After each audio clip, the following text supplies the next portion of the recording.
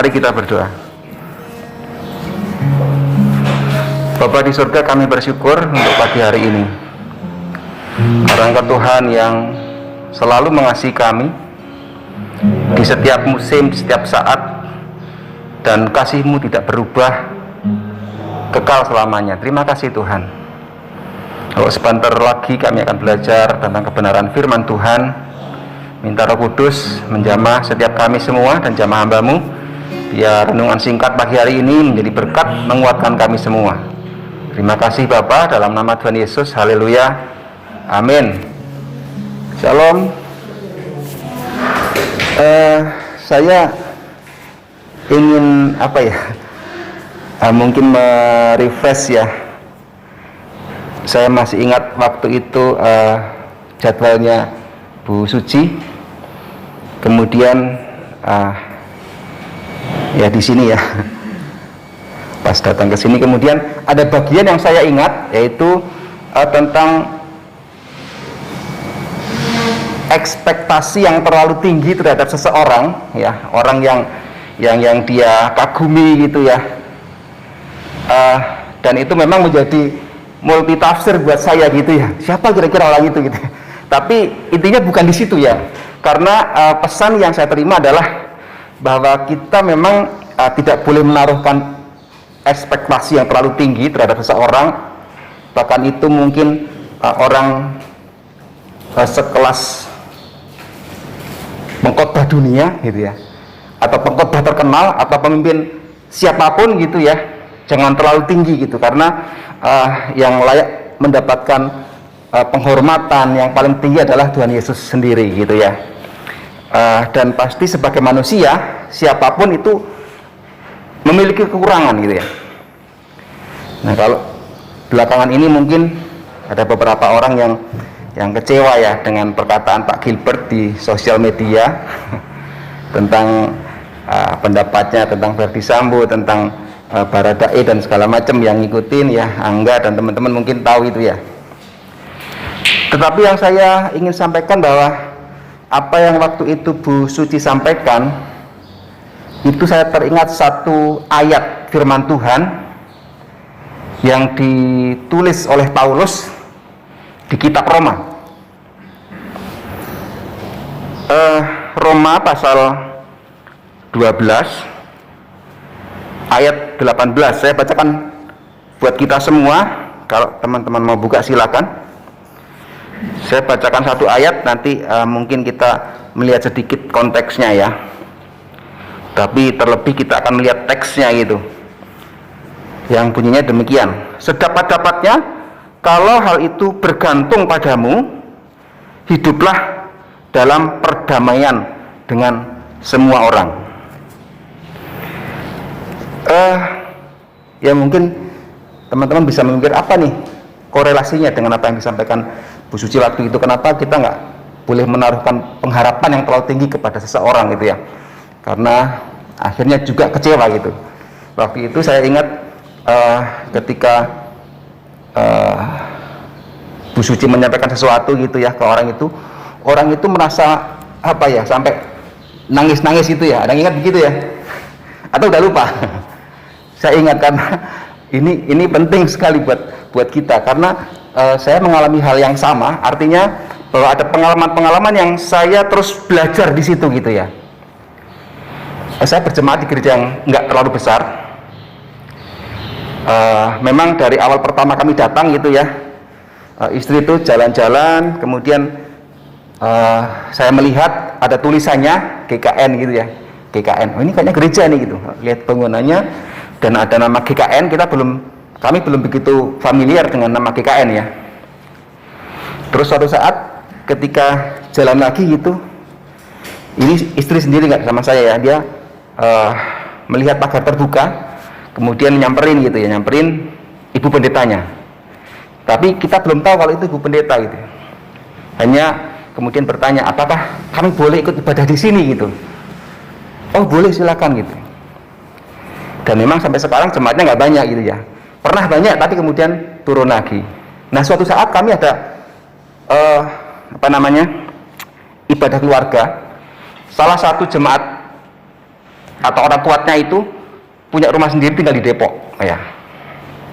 Jadi sesekali kami itu ibadah di sana, semacam ibadah keluarga gitulah, tapi sekalian berkunjung karena kan lumayan jauh juga sih kalau ditempuh tiap hari kan tidak mungkin gitu ya, atau kadang-kadang seminggu sekali pun enggak gitu ya. Jadi bapak ini menyediakan waktu, menyediakan rumahnya gitu ya, untuk kami jemaat yang banyak ini berkunjung ke rumahnya dia sekalian ibadah di sana gitu. Dalam perjalanan ada satu teman ya, ini seorang guru sekolah swasta yang dia tahu cikal bakal gereja ini karena berdekatan ya. Dulu dibukanya itu di Sukapura dan dia tinggal di Sukapura. Tapi dengan perjalanan waktu kemudian gereja jemaat berdoa bergumul dapat tanah di Rawa Badak Selatan di dekat tempat tinggal kami sekarang ini. Dan itu mungkin salah satu dari hanya beberapa gereja yang punya IMB gereja gitu ya. Jadi ada IMB-nya, IMB bangunan rumah ibadah di tempat kami beribadah itu. Nah, si teman ini yang guru ini cerita, dulu waktu di Sukapura jemaatnya banyak gitu. Karena Pak Gembalanya rajin. Pak Gembala ini almarhum sudah ya. Jadi yang sekarang ini menggantikan. Rajin berkunjung, rajin menghimpun jemaat itu. Pak Gembalanya rajin menghimpun jemaat, tapi Ibu Gembalanya rajin mengeluarkan jemaat dalam tanda kutip ya. Seperti itu. Jadi kok begitu ya? Iya Pak. Jadi kemudian saya sedikit kok kayaknya nggak jauh beda dengan yang sekarang ya gitu. Yang sekarang ini udah ganti ya, udah melanjutkan, tapi kok modelnya sepertinya nggak jauh beda gitu ya. Jadi yang saya mau sampaikan adalah bahwa pernah selama kurang lebih 12 tahun kami berjemaat di situ, pernah banyak anak sekolah minggunya pernah sampai 20 lebih. Ada Dami nggak di sini? Termasuk adanya Dami pernah ikut di situ ya. Tapi kemudian memang menurun. Nah, Dami juga tahu, Pak Gembala, Ibu Gembala juga tahu, kenal dia. Kemudian jemaatnya juga pernah tanya, ya. Tapi kemudian sampai kemarin, minggu kemarin, atau beberapa hari, beberapa bulan, beberapa tahun terakhir ini gitu ya. Ya memang pandemi sih ya. Tapi yang setia mengikuti ibadah yang memang karena juga tempatnya mungkin nggak terlalu jauh ya. Itu saya berani pastikan bahwa hanya kami dan satu keluarga lagi, 2 keluarga. Ya mungkin Dami juga tahu kali, Pak Sadrak ya. Pak apa namanya? Ada nama panggilannya. Bang Cada. Di situ panggilnya Bang Cada, Pak Sadrak. Karena kami kenal belakangan, jadi kalau yang kenal lama itu manggilnya Bang Cada gitu ya, Pak Sadrak dari Maluku Tenggara asalnya. Nah, Pak Sadrak ini setia karena memang dia sudah berjanji dan diberi pesan oleh gembala pertama ini, pokoknya jangan pindah-pindah gereja gitu ya. Dia setia karena ada pesan dan memang ya mungkin tidak ada masalah gitu ya. Tapi beberapa jemaat yang kemudian meninggalkan tempat itu ya mudah-mudahan sih saya salah gitu ya. Tapi kami sendiri bergumul gitu ya. Beberapa kali itu memang suara Ibu Gembalanya itu apa ya, kalau orang Jawa bilang menyelekit gitu ya. Nyelekit, menyakitkan, dan ya mungkin kalau kami nggak belajar gitu ya. Tapi udah nggak bertahan di situ. Gereja kan banyak gitu. Banyak sekali kalau kita mau pilih gitu ya. Di Kelapa Gading udah berapa puluh atau mungkin ratusan kalau kita mau ya, atau mencari di sekitaran situ ada GBDI di Suramadu, di Warakas. Ya seperti itu. Tetapi kami belajar untuk mengerti, mungkin maksud Ibu Gembala itu sebenarnya nggak seperti yang kita tangkap gitu kan ya. Kadang-kadang kan orang bilang satu kalimat gitu ya, itu bisa mendarat di hati kita berbeda dengan apa yang orang sampaikan. Jadi kalau kami menaruh ekspektasi yang terlalu tinggi terhadap Pak Gembala dan Ibu Gembala, ya kami nggak ada di situ sekarang. tapi justru kami mau belajar bagaimana kita menangkap sesuatu yang mungkin maksud dari beliau nggak seperti itu gitu. Maksud beliau itu nggak menyakiti kita, tapi kadang-kala kita bisa menerimanya, kok dia nyindir saya, kok dia menyakiti saya gitu ya. Nah karena itu teks yang kita baca ini, sedapat-dapatnya kalau hal itu bergantung padamu, hiduplah dalam perdamaian dengan semua orang. Saya punya, bukan saya dimasukkan oleh teman-teman yang saya nggak begitu tahu, nggak kenal tadinya gitu ya, di WA group, dan di situ banyak sekali ternyata macam-macam pandangan gitu ya.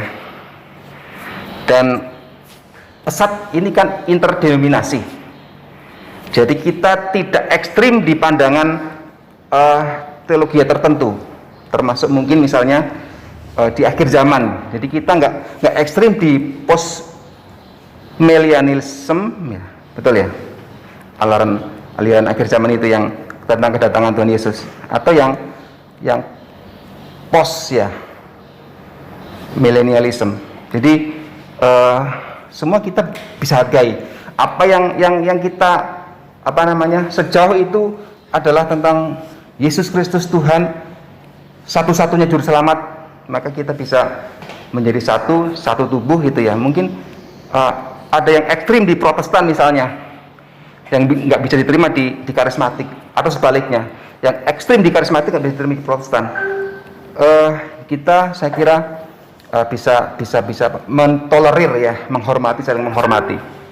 Jadi sedapat-dapatnya kalau hal itu bergantung padamu, hiduplah dalam perdamaian dengan semua orang. Ini ada kata kata toleransi yang seluas-luasnya, menghargai pendapat orang lain yang seluas-luasnya, tapi juga sekaligus dibatasi, kan sedapat-dapatnya gitu. Artinya ya berarti ada yang nggak dapat dong gitu kan. Ya sejauh itu tentang keimanan gitu ya, seperti yang saya tadi sampaikan di WA group itu, ada yang ekstrim gitu ya. Ya sejauh mereka masih meyakini Yesus Kristus adalah Tuhan, cuman di grup itu ada ngakunya Kristen, tapi Yesus itu hanya utusan gitu. Kan agak aneh. Ini saya bilang, Anda bukan Kristen. Kalau Kristen nggak seperti itu gitu ya. Jadi perlu belajar dari gereja mula-mula, apa yang disebut Kristen itu, bagaimana disebut Kristen gitu. Jadi untuk yang lain oke, tapi untuk yang seperti itu, yang prinsip seperti itu, ya kita nggak bisa tolerir lagi ya, nggak bisa hargai. Kita beda di situ. Jadi